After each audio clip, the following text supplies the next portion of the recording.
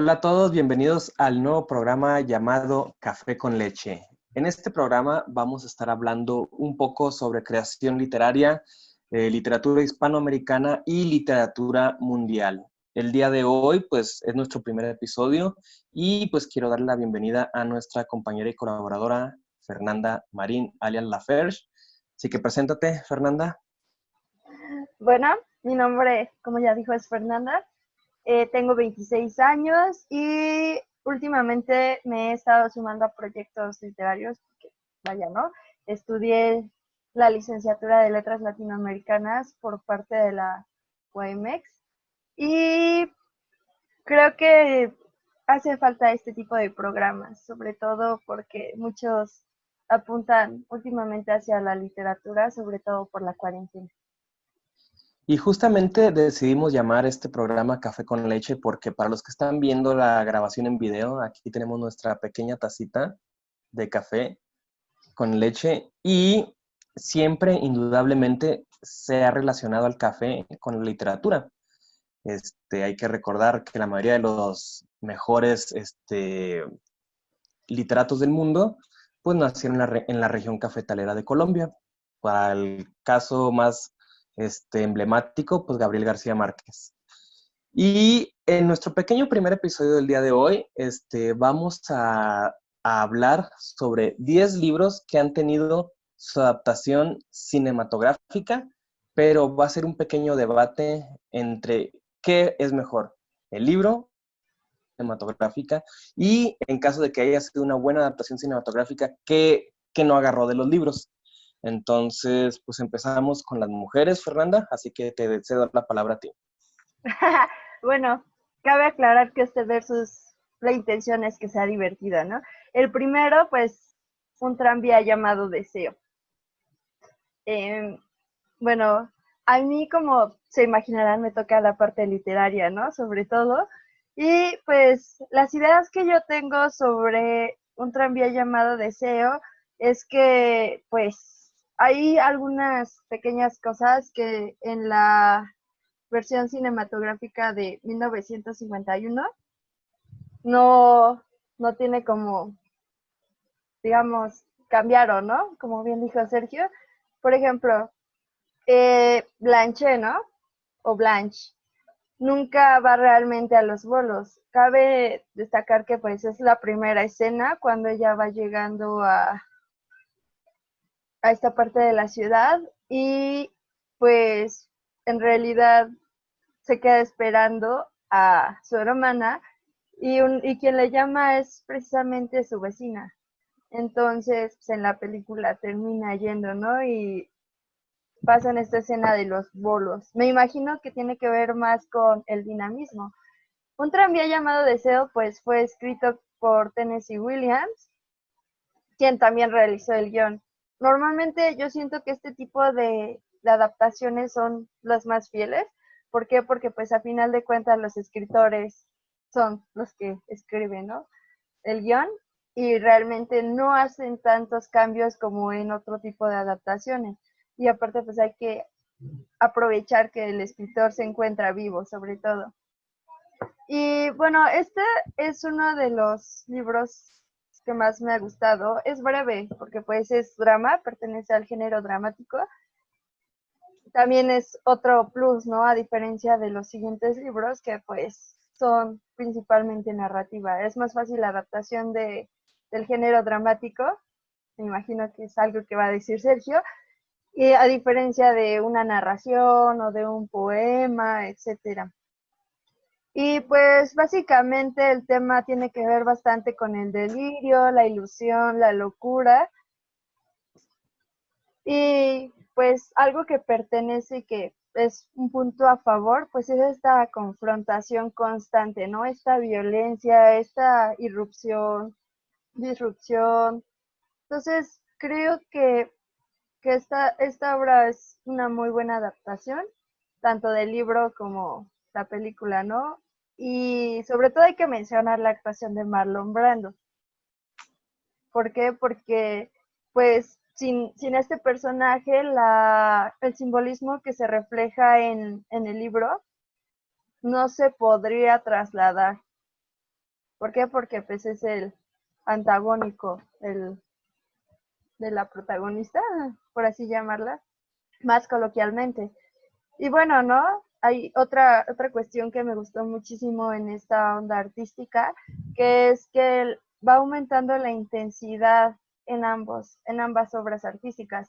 Por ejemplo, que pues inicia normal, tranquilo, y ya para el final llega al punto del clímax, donde pues esta crisis emocional y mental se ve, se ve bastante. Y pues hay una frase, bueno, hay dos frases, la verdad es que las dejé al final porque pues ya saben, ¿no? Las frases y las citas siempre terminan siendo más pesadas. Y esta cita la dice Blanchet, que dice, siempre dependí de la amabilidad de los extraños. Qué curioso, ¿no? Que estamos acostumbrados a estar lejos de los extraños, a esta incluso a veces apatía, frialdad de no querer socializar con un extraño por esta cuestión de que no lo conoces y no sabes qué tan riesgoso es. Y bueno, hay otra cita que me gustó. Esta es una cita en cuestión de la obra cinematográfica que creo que es importante mencionar, ¿no? Dice así, es por Robert Niño, abro cita, la construcción de los personajes posee los cimientos sólidos de la obra de Williams, que se ve complementada con la magia audiovisual que propone Kazan. Es esta fusión, o lo que bien se conoce como una simbiosis, ¿no? En biología.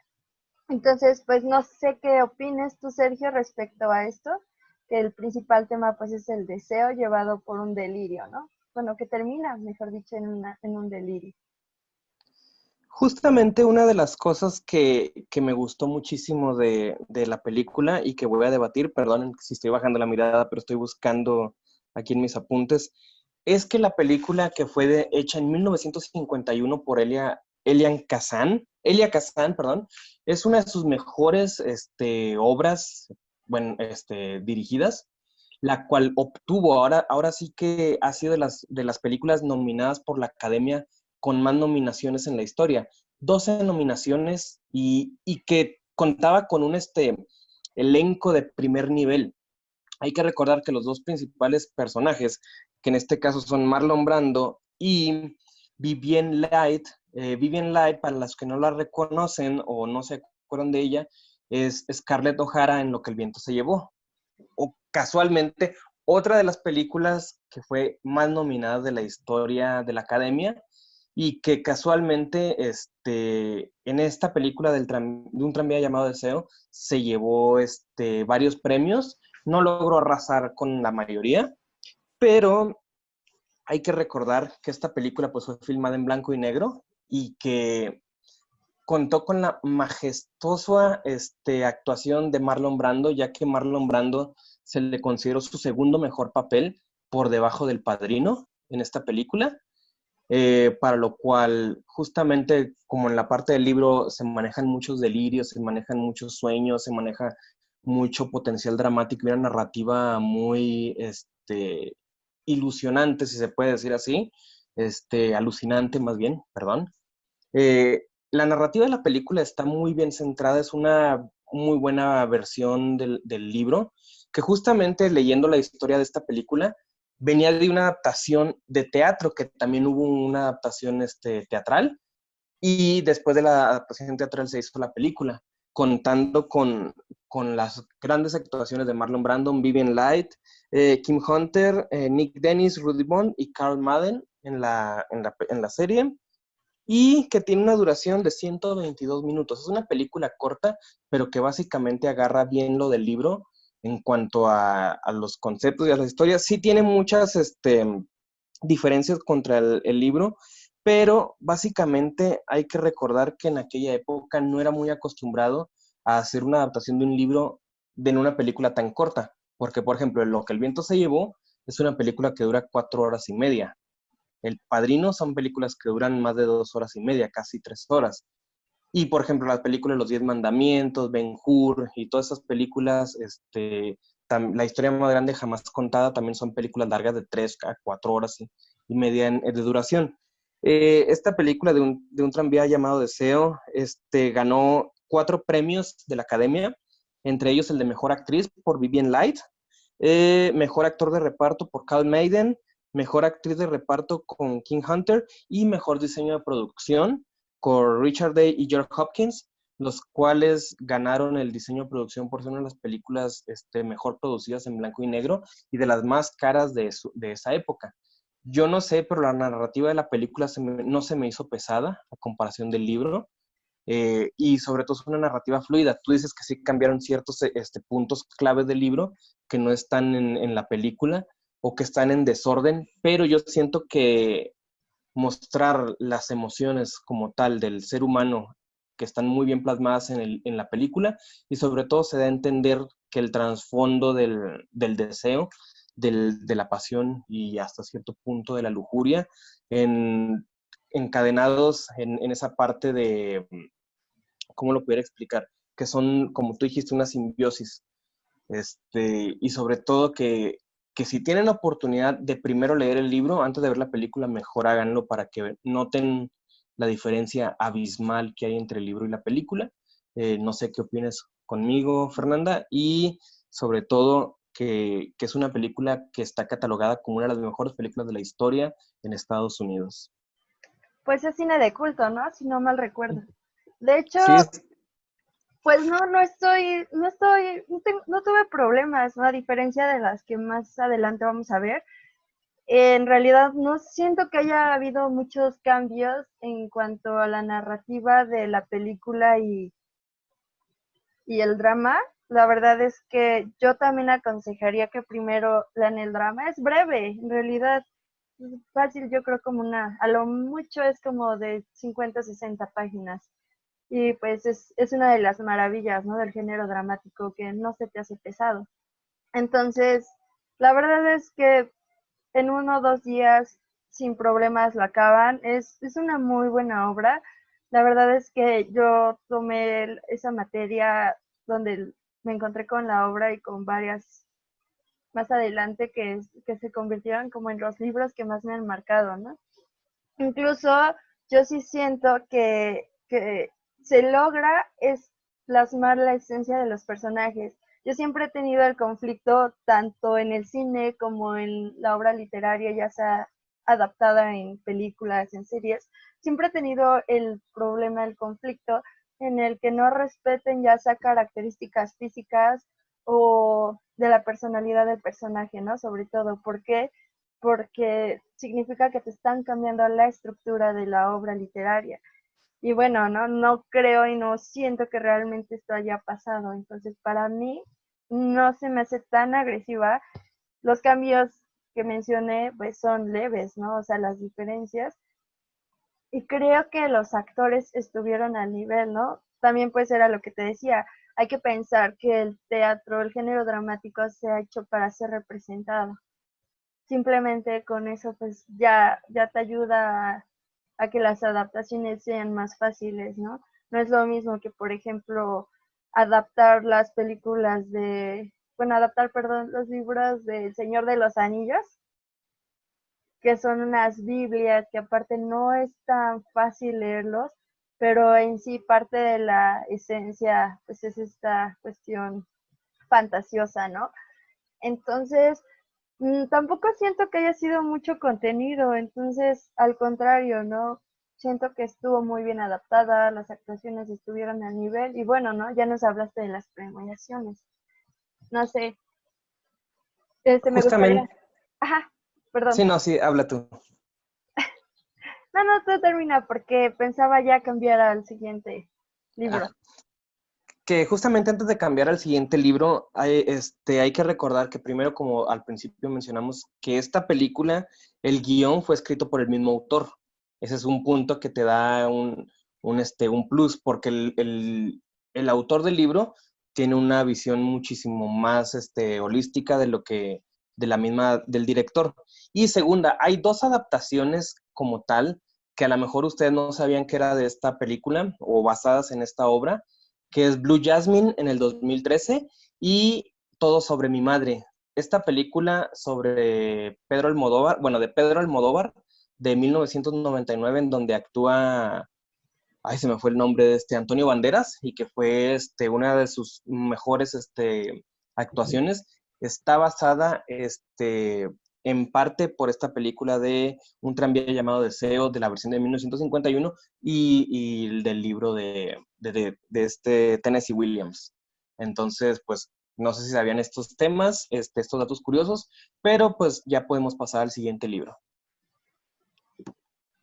Bueno, no sé, ¿qué te parece si esto, para hacerlo más dinámico, escogimos 3 libros de Harry Potter? ¿Por qué no? Porque, bueno, los que escogimos siento que es la cumbre y no he visto que realmente se trate mucho. Irónicamente, no se ha tratado mucho, pero he visto muchos fans con conflictos, ¿no? Precisamente sobre estos temas. No sé si estés de acuerdo, Sergio, en que lo hagamos intercalado. ¿Para qué? Pues para generar este debate con esto. Son 3 libros. Es el primero, el de Harry Potter y la Piedra Filosofal. El sexto libro, que es el de Harry Potter y el Misterio del Príncipe. Y el séptimo, Harry Potter y las Reliquias de la Muerte. En, lo que pasa es que, bueno, ¿no? Aquí es un dato muy curioso, que la verdad es que nunca me había pasado, incluso con la única saga que me ha pasado, que yo crecí viendo primero las películas antes de leer los libros. Entonces me imagino que hay muchos niños así, ¿no? Que a raíz del cine, pues te acercas a esta saga. La verdad es que es muy gracioso porque me considero fan de Harry Potter y pues he visto, ¿no? Hay una película que se llama Magic Beyond Words Are perdón, que es sobre la vida de J.K. Rowling y lo que ella pasa realmente mientras escribe la obra, ¿no? Pasa su vida, etcétera. Y es muy curioso porque la historia prácticamente se centra en sus fantasías de niña, ¿no? Adaptando mitos, etcétera. Cuando yo estudiaba en la facultad, de este modo de introducción, muchos maestros decían que pues no era literatura, otros decían que sí, ya saben, ¿no? El conflicto de aceptarlo como literatura o no. Y la verdad es que yo sí siento que sea porque existe una reactualización de los mitos ingleses, ¿no? Sobre todo, y los clásicos, por ejemplo, Fluffy, ¿no? El perro de 3 cabezas, que se figura a Cerbero, a Cancerbero. Entonces, la verdad es que a mí me maravilló mucho esto. No entiendo cómo muchas personas no les gusta Harry Potter. ¿Por qué? Porque creo que está principalmente adaptado para todas las edades, ¿no? Aunque haya sido primero para un público infantil, también hay que destacar eso, que en el proceso editorial muchos desecharon publicar Harry Potter por ser literatura infantil. Entonces, bueno, ya empezando con Harry Potter y la Piedra Filosofal, pues es muy importante, ¿no? Lo que decía, que realmente no me había causado tanto conflicto hasta que volví a releer los libros para hacer este podcast.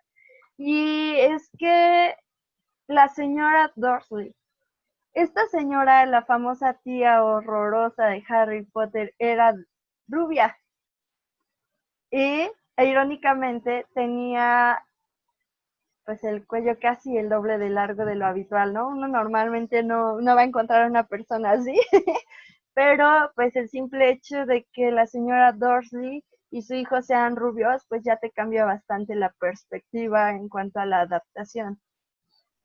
No sé qué piensen ustedes, la verdad es que nos gustaría escuchar sus comentarios.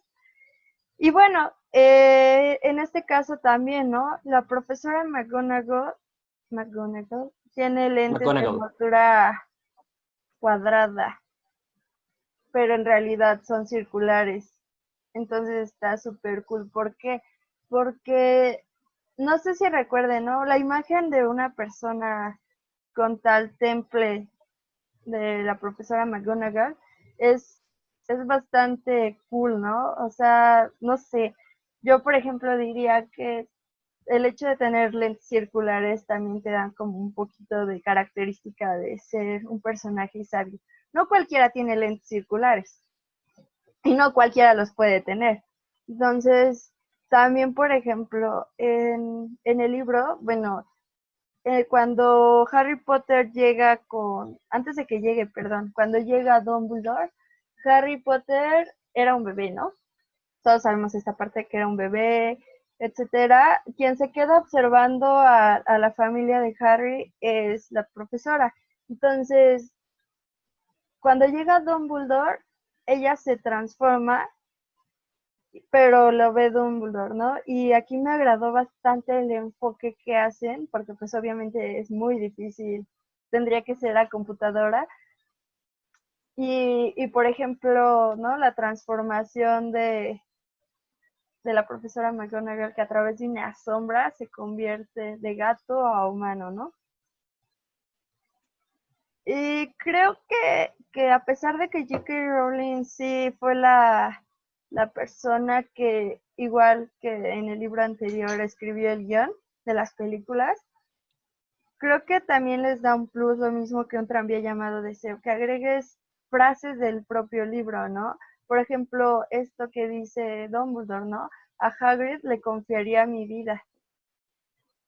¿Por qué? Porque siento que es un apoyo, aunque hay una traslocación de escenas. Para los que no conozcan qué es como tal la palabra traslocación, es cambiar de lugar algo por otra cosa. Entonces, aquí pues se supone que primero en el libro la profesora McGonagall trata de convencer a Dumbledore de no dejar a Harry con los Dursley y ya después llega Hagrid.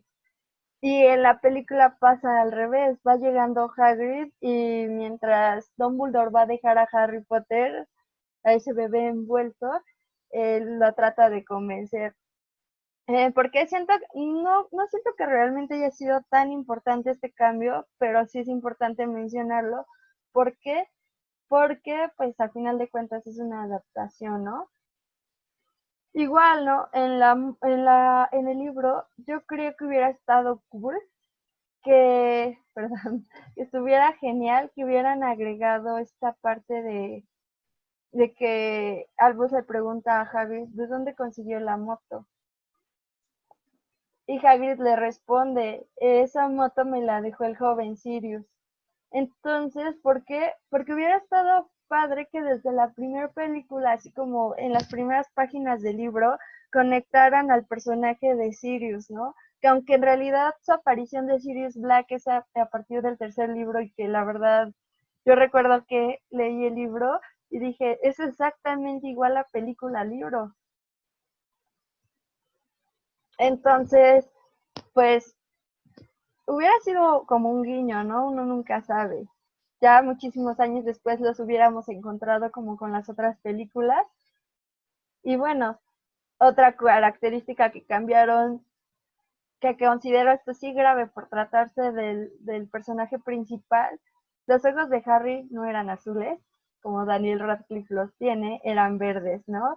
Y que incluso pues aquí en los libros se ve, ¿no? O sea, se alcanza a ver ese puntito verde que tiene de ojos aparte. Entonces, pues no sé qué pienses tú de esta primer película y también, no sé, la aparición de Pips el Pottergeist, ¿no? O sea, la verdad es un personaje bastante cómico, bastante irónico, que hubiera levantado. Bueno, cuando yo leí los libros, la verdad es que preferí ver a Pips el Pottergeist que ver a Nick casi decapitado, ¿no? Por ejemplo. Entonces, no sé, igual cuando fue la selección de las casas, es lo que hasta la fecha a cualquier fan nos impacta, ¿no? El recibir tu carta, el proceso de selección de tus casas. Recuerdo que ahí le dedicaron unos 2 capítulos, no recuerdo si hasta 3 capítulos, pero sí le dedicaron. Entonces siento que pudimos haber visto menos escenas en la primera película para que pudiera tener el tiempo de adaptar pues, la selección de las casas, ¿no? No sé qué pienses tú, Sergio. Yo cuando vi la película, primero sí leí el libro y después vi la película y tenía de esas ediciones americanas de Scholastic, no sé si te acuerdas. Uh -huh. Yo leí Harry Potter 1 en inglés y lo leí en las ediciones de Scholastic en el 99 y luego en el 2000 fue cuando se estrenó Harry Potter. La película de Harry Potter fue de las últimas películas que se filmó en rollo. Si nos vamos a los aspectos técnicos, se filmó en rollo y J.K. Rowling aceptó ser la guionista de la película porque era muy amiga del director Chris Columbus, que Chris Columbus es el director de Mi Pobre Angelito 1 y 2.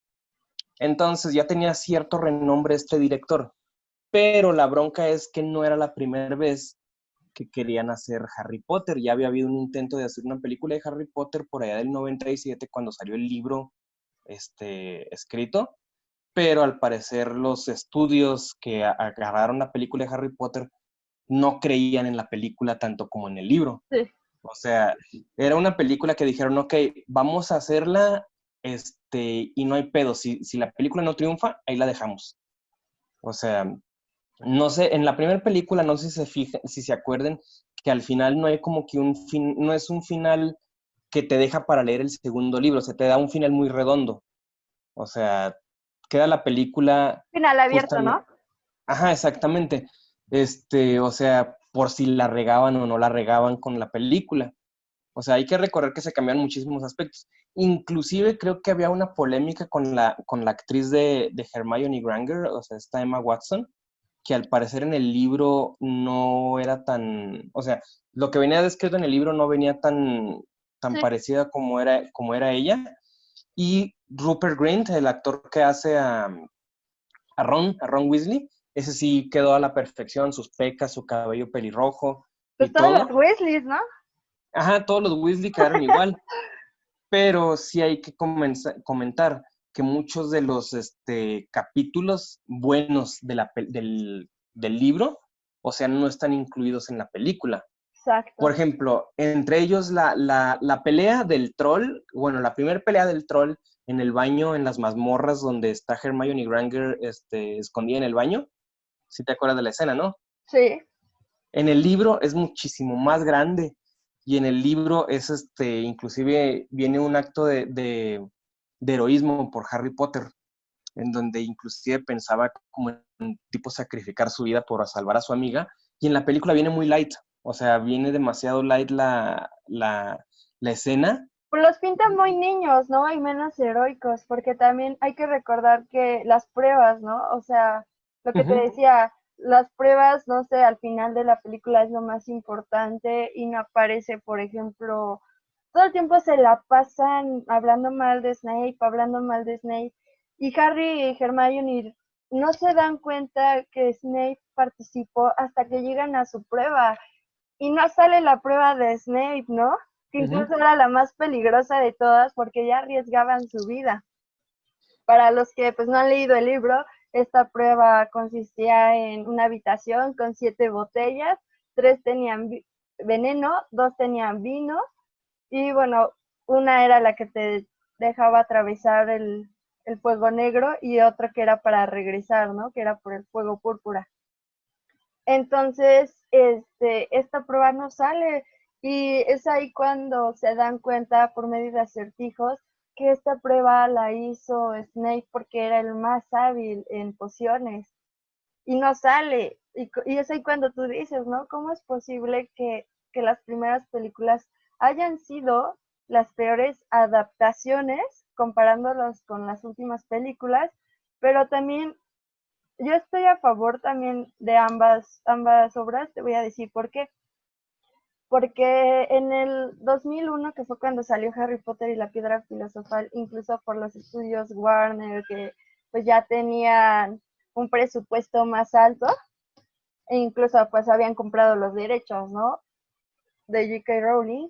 Entonces, la verdad es que la tecnología en el cine, no me vas a dejar mentir, no era tan buena y no iban a poder hacer muchos efectos que las últimas películas ya tenían. Por Prueba de ello ejemplo, es que por la ejemplo, ¿no? primera, La transformación que te decía de McGonagall y la última de Animales Fantásticos con Nagini.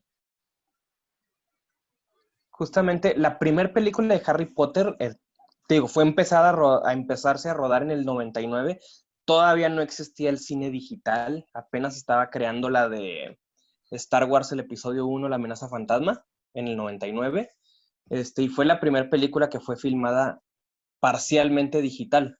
Entonces, sí hay muchos efectos que tú los ves de la primera película a la última y los ves y dices, ah, caray, o sea, no. Es por eso que las precuelas, bueno, ya cambiando, o sea, cambiando totalmente de tema, las películas del Señor de los Anillos, las primeras 3 películas del 2001, 2002 y Ay, 2003, también. se ven muy feas a comparación del Hobbit. Sí, claro, no, pero O aparte el sea, Hobbit es HFR. ajá, o sea, es impresionante el mundo de diferencia que hay en cuanto a la tecnología. Pero volviendo a Harry Potter, las primeras 2 películas que fueron dirigidas por Chris Columbus, a mí se me hicieron medianamente una buena adaptación para dar una introducción al personaje. O sea, para iniciar el Potterverse, como se llama, el universo mágico el Wizarding World, como lo llaman ahora. En Al inglés. principio, o sea, en inglés es el Wizarding World.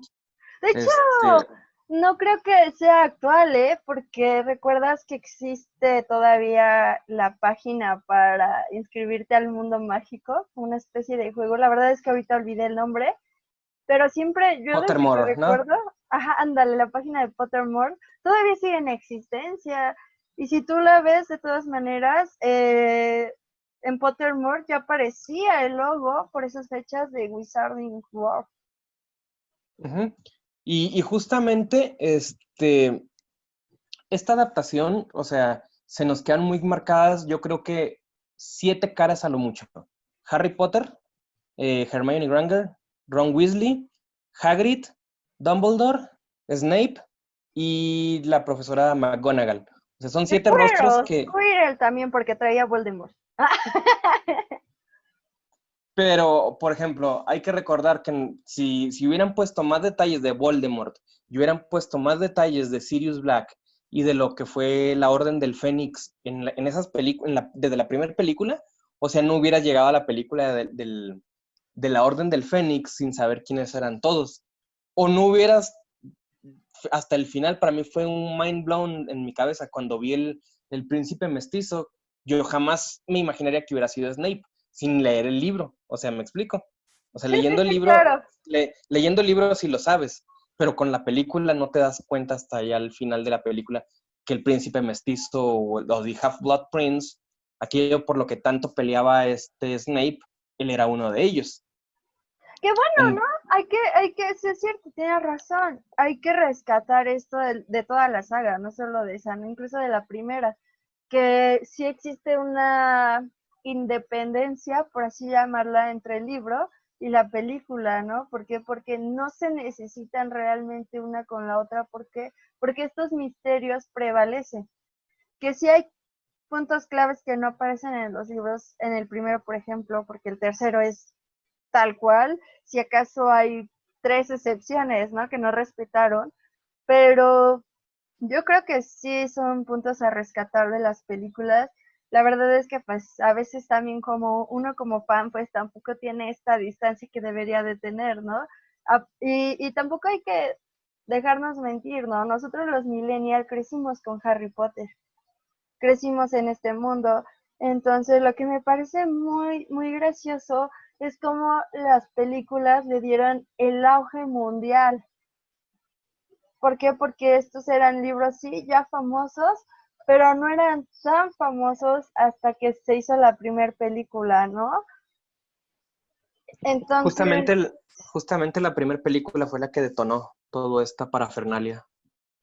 ajá, exacto. Y bueno, ya para no retrasarnos, porque todavía nos quedan 2 libros más de Harry Potter y 8 libros de otra saga, pues pasemos, por ejemplo, al sexto libro, ¿no? Ya lo mencionaste, Harry Potter y el misterio del príncipe. La verdad es que aquí yo recuerdo que vi la película y leí el libro otra vez y agarré el libro y dije, rayos, en el nombre cambiaron, ¿no? ¿Por qué? Porque en el libro es Harry Potter, el misterio del príncipe, y en la película es del príncipe mestizo, ¿no?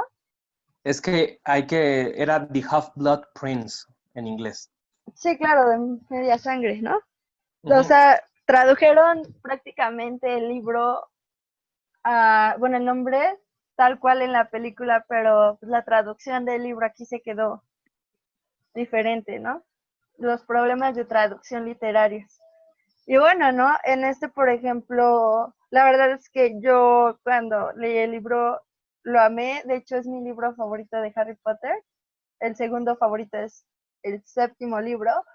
¿Por qué? Porque entiendes a Voldemort. El simple hecho de conocer su historia, de adentrarte, es grandioso. ¿Por qué? Porque entiendes al personaje y siento que eso en las películas, por no respetar, por irse por la historia de Snape, terminas quedándote corto con el verdadero personaje antagónico, ¿no? Que Es realmente que existe la relación, bla, bla, bla, entre Harry y Voldemort, ya sabes, el típico yin y yang, son iguales, son contrapartes, entes contradictorios. Y justamente desde la primera película, todo mundo creyó que Snape iba a ser el malo en las... Bueno, en aquella época no se sabían de 8 películas, pero, o sea, todo mundo... Yo recuerdo haber salido de la sala de cine odiando a Snape. Snape era el malo de la película.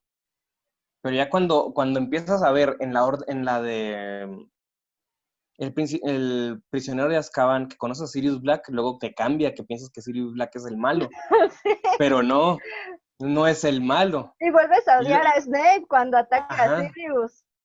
exactamente. Y luego te vas a la Orden del Fénix y ahora sí ya comprendes qué era la Orden del Fénix, quiénes la fundaron y todos los sacrificios que hicieron por salvar a Harry, o sea, por tenerlo bien. Fíjate que yo desde la primera, a pesar de que tenía 7 años, 7, 8 años, yo no odié a Snape ni creí que fuera el malo. Sí creí que era malvado, pero no creí que realmente fuera el malvado. O sea, siempre supe que Voldemort, ¿no? Después de ver el final de la primera película. Pero no sé, siento que la verdad es que el sexto libro era el mejor. Como espectador, incluso hubiera estado mejor saber sobre Voldemort que sobre Snape, porque el momento cumbre de Snape lo respetaron en Harry Potter y las reliquias de la muerte, lo respetaron, ¿no? Respetaron el amor hacia su mamá, bla, bla, bla, pero no le cedieron el espacio a Voldemort. Por ejemplo, ¿no? Incluso el ministro deja de ser ministro desde el sexto libro y así empieza el sexto libro. Que vaya, en la película pues empieza con la caída del puente, lo que mencionan en el libro y que pues realmente no aparece. ¿Por qué?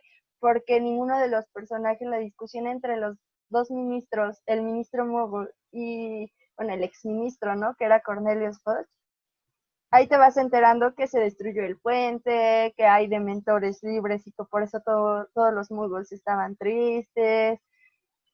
Entonces, no sé, siento que se debió de haber también apuntalado a los ministerios desde el principio. ¿Por qué? Porque tú nunca sabes que el ministro de magia estaba enterado hasta la séptima película y medio lo menciona, ¿no? Y, por ejemplo, también esta postura de que, pues, Dumbledore nunca va a una estación del metro. Al contrario, va a recoger a Harry de la casa de los Dursley, habla con ellos, les habla de la protección que va a vencer, que la casa estaba protegida. Y ya existe un contacto directo entre la versión de los Dursley hacia incluso Dumbledore y hacia ellos, ¿no? Y Harry se queda en medio y a pesar ya de tener una edad más razonable, pues vaya, ya había fundado la Orden de Fénix, etcétera, seguía teniendo miedo de la reacción de sus tíos. Y esto no sucede, ¿no? Incluso también, ¿por qué mencionó? Porque esta confrontación hubiera estado padre que se presentara. Y también, pues esto, ¿no? Que en la película, cuando Harry, después de visitar al profesor Slughorn, aparece en la madriguera, no aparece solo. Literalmente Dumbledore lo deja en la entrada de la casa de los Weasley. Hasta literalmente que lo recibe la señora Weasley. ¿Por qué? Porque ya desde el sexto libro se hablaba desde el principio que a Harry ya lo mencionaban como el elegido. entonces ya lo tenían que proteger, ya sabían lo de la profecía, etcétera, y Dumbledore se da cuenta que los otros años nunca se debió de haber alejado tanto de Harry Potter, ¿no? Y así tal cual lo dicen en el libro. Y acá al contrario, ¿no? Tú te das cuenta a medio libro, digo, a media película. También, no sé, la verdad es que a mí me hubiera gustado saber o haber visto la historia de los Gaunt, que pues es la historia, la media historia, la mitad mágica de Voldemort, de su relación con la casa Slytherin.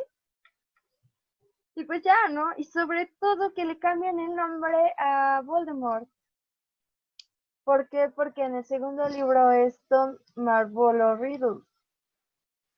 Y en realidad su nombre correcto es Tom Sorbolo Riddle, ¿no? Con el nombre de su abuelo, de Sorbolo Gaunt.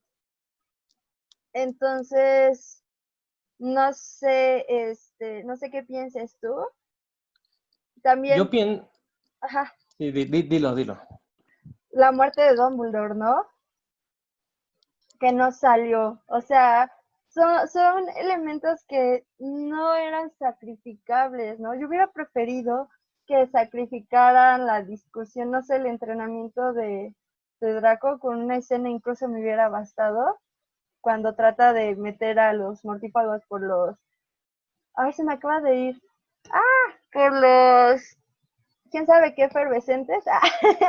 Bueno, transformadores efervescentes, ¿no? Creo que se llamaban. Entonces, esa parte hubiera estado mejor sacrificarlo, o no sé, otras historias incluso de Quidditch. ¿Por qué? Porque el Quidditch realmente nunca respetaron los partidos en ninguna película. Siempre fue el partido entre Gryffindor contra Slytherin, cuando no fue así siempre. Y pues esta cuestión, ¿no? De la muerte de Dumbledore es imperdonable que no la hayan puesto, el funeral, la presencia de los indeseables, de los que nunca se llevaron bien con Dumbledore, pero estaban ahí por ser lo políticamente correcto, ¿no? Justamente una de las cosas que mató la saga de Harry Potter por completo fue tanto cambio de director. O Sí, sea, eran tantas visiones tan diferentes que, que inclusive J.K. Rowling dice que su mejor película, o sea, la mejor adaptación de sus películas fue la de Alfonso Cuarón, la del Prisionero de Azkaban. sí, O sea, dice hasta ahorita que es la mejor de adaptación que le hayan hecho de sus libros de Harry Potter. Ahora, aquí te va la bronca. La primera y la segunda película le intentaron dar un tono de comicidad porque el director, Chris Columbus, era cómico, o sea, venía de hacer cine cómico.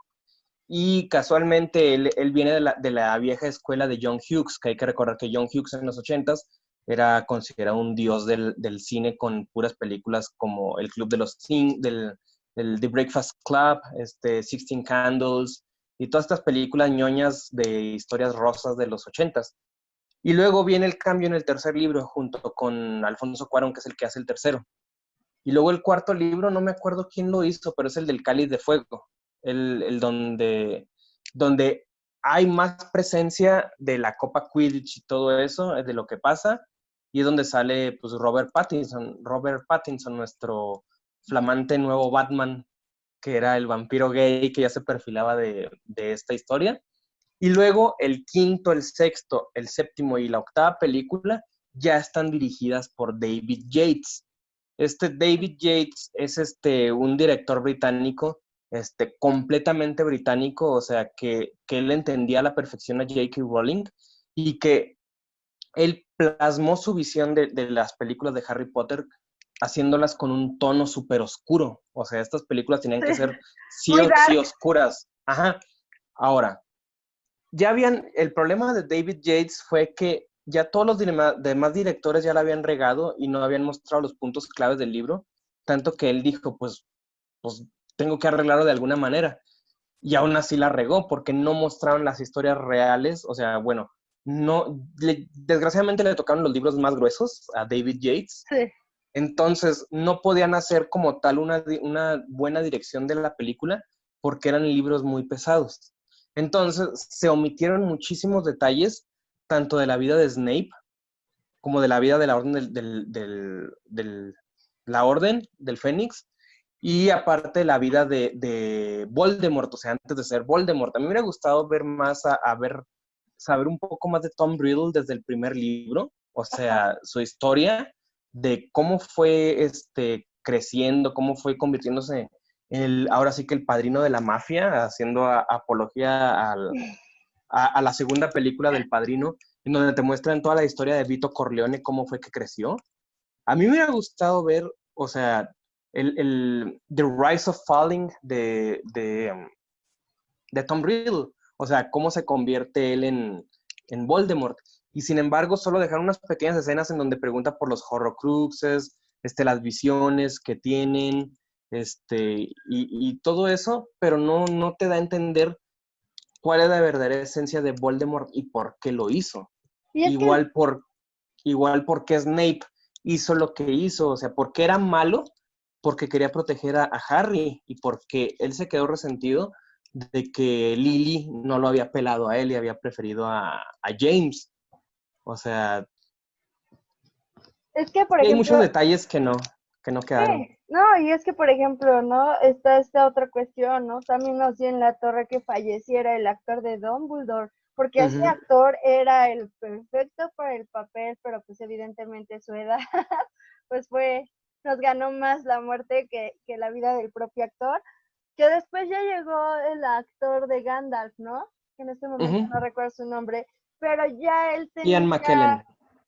ya tenía una construcción como personaje de otra saga también fantasiosa, vaya, J.K. Rowling, ¿no? Tuvo influencia de este otro escritor, pero a final de cuentas, tú no puedes decir que vas a omitir, ¿no? Lo que tú comentabas de los horrocruxes. O sea, los horrocruxes no no podían saltarse de la película. ¿Por qué? Porque después no ibas a entender Harry Potter 7 parte 1 y parte 2, que vaya, ¿no? Le copiaron a la fiebre de Crepúsculo al al llegar a los últimos libros, los más gruesos, que te das cuenta que no puedes deshacer nada porque todo es importante, entonces, ¿qué decides, no?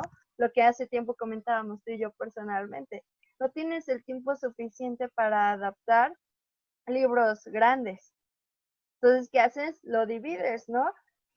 Pero, por ejemplo, el tiempo total de Harry Potter 7 y las Reliquias de la Muerte son 4 horas 36 minutos. O sea, realmente tampoco es tan larga teniendo antecedentes en el cine en blanco y negro de 3 horas, casi 4 horas, que la verdad es que lo hubieran pagado. O sea, estás hablando de niños, de adultos acostumbrados a esta fiebre mundial que fue, porque pues fue una fiebre, ¿no? Y precisamente, no sé, la verdad es que existen este tipo de cuestiones en el que tienes la problemática, así como en la literatura de las traducciones, en el cine tienes la problemática de cómo adaptas tanta información en tan poco tiempo, tan poco espacio, tan poco presupuesto, no sé, vaya, hablando respecto, defendiendo, ¿no? Tratar de defender a la producción. Pero a final de cuentas, tú, por ejemplo, no puedes decir que vas a arreglar una saga en las últimas Dos películas que películas. tienes. Tres, ¿no? Porque fue desde Harry Potter, creo, y La Orden del Príncipe. Fénix, que llegó David Yates. Uh-huh. Es la Orden del Fénix, el Príncipe Mestizo, las Reliquias de Parte la uno. Muerte, parte uno y parte 2. Entonces, no puedes simplemente llegar y decir, ching, ¿no? Los otros directores cometieron estos errores, ahora vamos a arreglarlo, porque no puedes, o sea, ya está, ya se dio. A final de cuentas hubo la fiebre con las inconformidades que hubo, pero pues ni modo, ¿no? Por ¿Sabes? ejemplo, también, ¿no? El vestido de Hermione y lo que tanto acusaron los fans en el torneo de los magos, en el cuarto libro, era azul. Y ponen una Hermione completamente diferente, como tú bien dijiste, la construyeron diferente, sí actuando igual, pero en personalidad diferente a lo que realmente era y también físicamente. Entonces, tú te quedas pensando que realmente no puedes tener ese tipo de errores aunque los actores sean niños. ¿Por qué, no? Otra cosa que se saltaron durante toda la saga, que Rita Skeeter era animaga, ¿no? Entonces, son personajes que tú odias. A Rita Skeeter, a Mundungus Fletcher, a Umbridge, los terminas odiando, entonces son el centro de atención. O sea, hay muchísimos personajes, ¿sí? Pasa como en El Señor de los Anillos. Son muchísimos personajes y cada cual tiene su razón de ser en la obra, ya sea en la película o en el libro, ¿no? Por ejemplo, Harry conoce a Bill en la película hasta la séptima película, pero fue en el sexto libro, cuando en la batalla que hubo en el sexto libro después de la muerte de Dumbledore, araña Greyback, el mortífago, a Bill. Y tú dices, ¿cómo se saltan esa batalla, no? ¿Cómo te presentan a un arañazo de Bill hasta la séptima película platicada, cuando en realidad fue tras la invasión de los mortífagos, la entrada de los mortífagos a Hogwarts?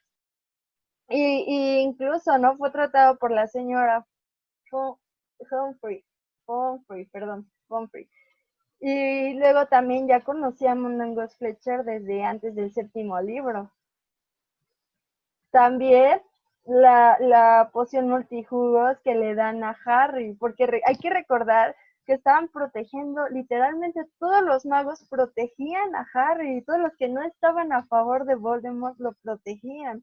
Entonces, en la boda de Billy y de Fleur, pues Harry tomó una poción multijugos y lo presentaron como el primo Barney, ¿no? Y cosa que acá sí era Harry, tú dices, ¿cómo es posible que eres Harry, no? Y bueno, la muerte de Snape, ¿no? Que no es en el muelle de Hogwarts, sino es en la casa de los gritos. No sé qué opinas tú de todos estos datos, pero pues bueno. Incluso vi un meme en Facebook y sí es cierto, no lo había pensado. No sé si recuerdes que la Orden del Fénix sale en fotografías. No el ejército de Dumbledore, la Orden de Fénix, sus papás. Y salen señores de 40 años, ¿no? Igual en la primera película salen adultos, pero sus papás tenían entre 21 y 28 años. No son adultos completamente, eran jóvenes adultos cuando murieron. Algo así como nuestros papás, ¿no? Que se casaron a los 24 años. Entonces, no sé qué opines tú de este tipo de características donde en realidad sí afectan gravemente a los personajes secundarios, pero que se encuentran alrededor de los principales. Aquí la bronca es que, uno, trataron de sacar una saga que ya estaba muerta, no muerta de popularidad, sino, o sea, de en cuanto a la adaptación. Los últimos cuatro libros, o sea, los últimos cuatro películas, perdón, son opuestas a las primeras cuatro. Eh, Sobre todo desde la temática que se viene muy oscura. O sea, sobre todo estos libros tenían que abordar lo que todo el mundo ya sabíamos y lo que nos estábamos preparando desde el primer libro, la pelea de Harry contra Voldemort. Y que son cosas que no puedes dejar de lado desde el principio, o sea, son características faciales, características de personalidad, que ahorita, si lo queremos ver políticamente correcto, pues en esa época estaba mal. Pero imagínate hacer una película de Harry Potter en esta época, pues los hubieran crucificado. No, Aquí, incluso sabes que ahorita que me estoy acordando, no lo tengo, no lo anoté, no lo había pensado hasta este momento, ¿no? La dualidad entre Neville Longbottom y Harry Potter. O sea, en realidad no había un elegido hasta que lo escogió Voldemort. Entonces, esta parte, la parte de Neville, ¿no? Que es como el tercero ahí en la discordia, pero no es mencionado. ¿Por qué? Porque cabe destacar que Neville nació el mismo día que Harry Potter, de los mismos padres, o sea, tenían la misma edad, la misma generación de Hogwarts. También sus papás pertenecían a la Orden del Fénix, y que incluso sus papás no murieron, o sea, estaban en el hospital psiquiátrico para magos, ¿no? Entonces, ¿cómo omites también esta otra parte de que en realidad fue elección de Voldemort y no fue una causa del destino, ¿no? Bueno, que vaya, si te vas al mito de Edipo, a los mitos griegos, termina siendo por tus acciones, ¿no? Igual que Voldemort. Pero a final de cuentas, ya sabes, no existe la desviación de ese destino que tampoco lo reflejan en las películas. O sea, hay escenas que están de más, Que hay escenas que están de pero, menos. ajá, y hay escenas importantes que no pusieron. Por ejemplo, hay, hace tiempo en los DVDs, cuando salieron los primeros 4 DVDs de la película de Harry Potter, venían muchos DVDs con escenas eliminadas, o sea, que se parecían medianamente a los capítulos del libro. Pero a partir de este director de David Yates, dice que habían ediciones extendidas de Harry Potter como tal, o sea, que duraban 1 hora más inclusive que las películas, pero el estudio no las quiso sacar. ¿Por qué? Porque el estudio pensaba que ya de por sí 2 horas y media o 2 horas con 20 minutos ya era demasiado tiempo para el público infantil. Pero yo siento que sí hubiera cambiado muchísimo la historia si tuvieran sentado desde el principio y que hubieran sido cada película de Harry Potter 3 horas. O sea, para mí no se me hubiera hecho aburrido y hubieras ahondado más en detalles que a lo mejor la productora pudo haber arreglado desde el principio. Pero también hay que pensar otra cosa, Fer, de que a lo mejor fue cuestión de J.K. Rowling que quiso cambiar ese tipo de cuestiones por ser un poco oscuras y que a lo mejor no lo iban a entender y mostrarlo hasta que ya la gente estuviera un poquito más madura. Por ejemplo, para mí sí hubiera cambiado muchísimo que desde el principio me hubieran mostrado que Snape pues estaba enamorado de Lily, que realmente él trataba de proteger a Harry, y se hubieran basado más en Voldemort que en Snape. De las 8 películas, en casi 6, o sea, el antagonista así malo aparte de Voldemort va a ser siempre Snape. Y es que no O sea, sé, la verdad es que aquí yo difiero de ti porque en realidad no puedes hablar, por ejemplo, de Snape en esa postura en los primeros libros porque tú te vas dando cuenta de la naturaleza de Snape hasta los últimos igual. Entonces, ¿cambiarías técnicamente las historias para adaptar a Snape, lo que ya sabes de Snape, adaptarlos en el transcurso de la saga? Y al final de cuentas terminarías cambiando la historia. ¿Por qué? Porque era lo que sucedió, ¿no? Lo que comentaba con el primer libro de la traslocación de escenas. Entonces, a final de cuentas terminas alterando, pero no sé, es cuestión de enfoques, porque a final de cuentas, pues, no puedes, es difícil, ¿no? Es difícil porque nosotros podemos observarlo desde cierta distancia de espectador y no como proceso creativo del cine. No es lo mismo escribir, no sé, las 800 páginas, 600 páginas en una novela, porque esa es la característica de una novela, comparándonos contra un cuento, ¿no? O sea, los cuentos son también fáciles de adaptar a largometrajes, a cortometrajes, precisamente por el tema del contenido, cosa que con las novelas siempre vamos a tener esta dificultad. y justamente ya para acabar el tema de Harry Potter, yo sí siento que en general se hizo un buen trabajo. O sea, no es mi saga favorita, pero sí es está dentro de mi top 10 de películas. Y yo siento que no se hizo un mal trabajo. Hay gente que inclusive ahorita está pidiendo que se haga un reboot de Harry Potter por toda esta cuestión de J.K. Rowling que la traen en boca de lobos últimamente por sus dichos homofóbicos y transfóbicos. Pero fuera de ahí, Harry Potter fue un antes y un después en la cinematografía y en la literatura. O sea, puso a la literatura fantástica en el ojo de todos. ¿Por qué? Porque eso dio pie a que se hicieran sagas más adelante como El Señor de los Anillos 2 años después, a que tuviera un auge tremendo, inclusive fueron competencia directa, porque se estrenaba una de Harry Potter y ese mismo año se estrenaba una del Señor de los Anillos. Estrenaba Harry Potter y el Señor de los Anillos. Y luego pasó lo mismo, ahora con los Centennials, se estrenó Animales Fantásticos y luego El Hobbit 1, y luego Animales Fantásticos 2, El Hobbit 2, y así puso en el ojo del huracán a la literatura fantástica, que pues nadie la pelaba antes, o sea, la academia mejor premia películas de drama que de ciencia ficción, y el caso claro está de pues, Harry Potter y El Señor de los Anillos, que El Señor de los Anillos en su tercer película arrasó con todos los premios, siendo una de las más nominadas y de las más ganadoras a nivel mundial, a comparación de Harry Potter, que con la séptima película, como ya la habían regado tanto, pues no le dieron tantos premios. Prueba está de que Daniel Radcliffe, Emma Watson y Rupert Grint jamás estuvieron nominados al Oscar y jamás ganaron un premio Oscar la película. Es que sabes también cuál fue el tema. El tema no creo que haya sido tanto con eso, porque pudieron haber sido nominados con adaptación de maquillaje, ¿no?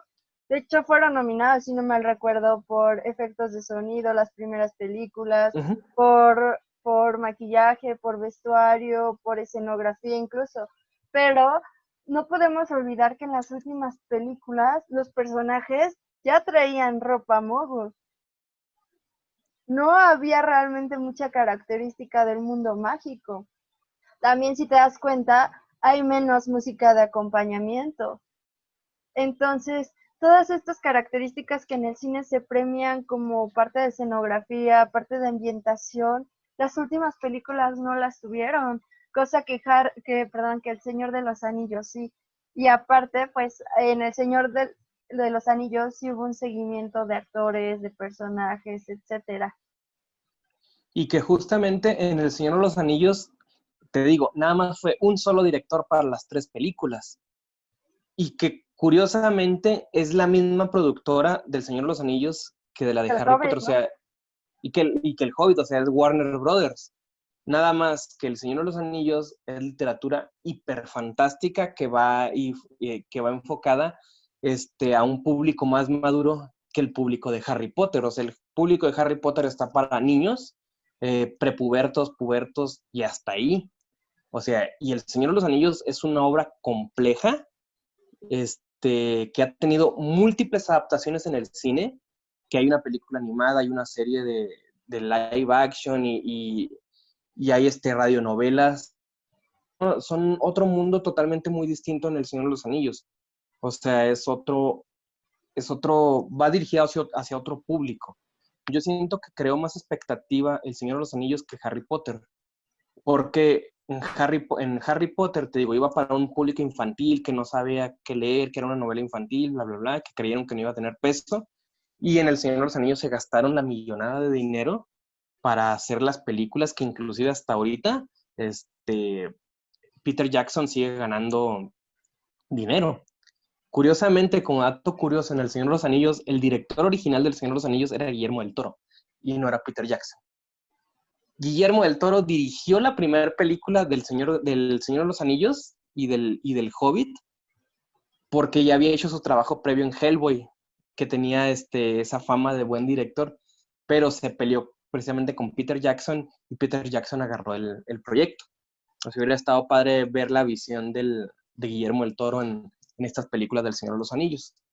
Así como también me hubiera gustado ver a Guillermo del Toro haber dirigido una película de Harry Potter, le hubiera dado otra tonalidad a la película. Yo me hubiera quedado con Cuarón. Cuarón apenas estaba iniciando y Cuarón venía de películas muy serias y fue su primera adaptación de una película fantasiosa, a pesar de que él ya había dirigido la de La Princesita, que también es otra adaptación de otro cuento infantil, y venía de otro libro que se llama Grandes Esperanzas. Él la hizo, no me acuerdo quién escribió Charles Dickens escribió Grandes Esperanzas, y él también realizó esa película junto con Ethan Hawke y no me acuerdo el nombre de la chava que es la que hace Pepper Potts en Avengers, perdón. Gwyneth Paltrow. Ándale, Gwyneth Paltrow, exactamente. Entonces, pues yo creo que sí, quiero que nos dejen ahí en los comentarios y que nos dejen en los comentarios del podcast, ¿qué opinan de la saga cinematográfica de Harry Potter? Y si les gustaría que hiciéramos un capítulo especial nada más y nada más dedicado a puro Harry Potter, porque es un tema de debate que hasta la fecha todavía sigue generando controversia todas las películas de Harry Potter. Y podríamos meter ahí sus precuelas como tal, que no son precuelas, pero sí son, que son Animales Fantásticos 1, 2 y 3, que ahorita está en peligro de que se haga la tercera. Sí, por Entonces, todo esto de lo socialmente correcto. exactamente.